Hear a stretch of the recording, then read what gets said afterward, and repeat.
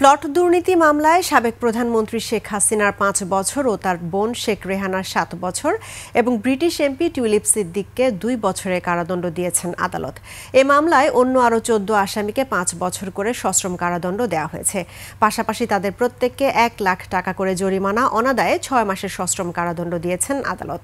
সোমবার সকালে ঢাকার বিশেষ জজ আদালত ৪-এর বিচারক মোহাম্মদ রবিউল আলম এ রায় দেন। তাদের নামে বরাদ্দ করা প্লট বাতিলের আদেশ দেন।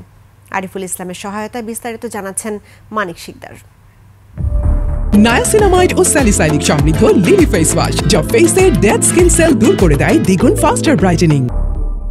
মায়ের নামে সরকারি জমি বরাদ্দ দেওয়ার জন্য খালা শেখ হাসিনাকে প্রভাবিত করেন ব্রিটিশ এমপি টিউলিপ সিদ্দিক। পরে শেখ রেহানার নামে রাজধানীতে একাধিক সম্পত্তির তথ্য হলফনামায় গোপন করে পূর্বাচলে ১০ কাঠা প্লট বরাদ্দের আদেশ দেন তৎকালীন প্রধানমন্ত্রী শেখ হাসিনা।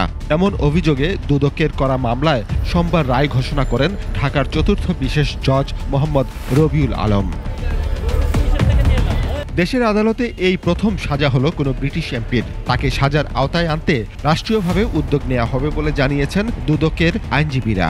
আমরা আমাদের বাংলাদেশ সরকার এবং ব্রিটিশ সরকারের মধ্যে যে চুক্তি রয়েছে, আইন রয়েছে, সেই আইন ব্যবহার করে আমরা বাংলাদেশ সরকারের মাধ্যমে ব্রিটেন সরকারকে আমরা জানাবো এবং সাজা কার্যকর করার জন্য যে ব্যবস্থা নেওয়ার যায় আমরা সেই ব্যবস্থায় নিব।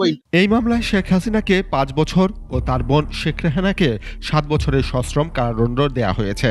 রায়ের সময় বিচারক পর্যবেক্ষণে বলেন, প্রধানমন্ত্রী হয়ে ফৌজদারি অসদাচরণ করেছেন তিনি।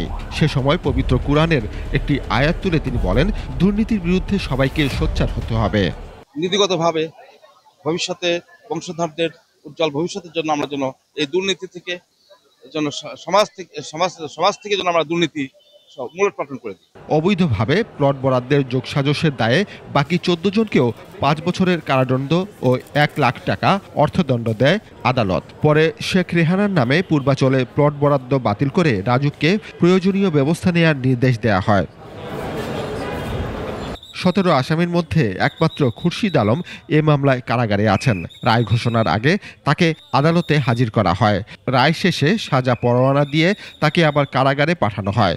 অপর আসামিরা পলাতক থাকায় তাদের বিরুদ্ধে সাজা পরোয়ানা সহ গ্রেপ্তারি পরোয়ানা জারি করা হয়েছে। মানিক শিকদার, ২১ টেলিভিশন, ঢাকা।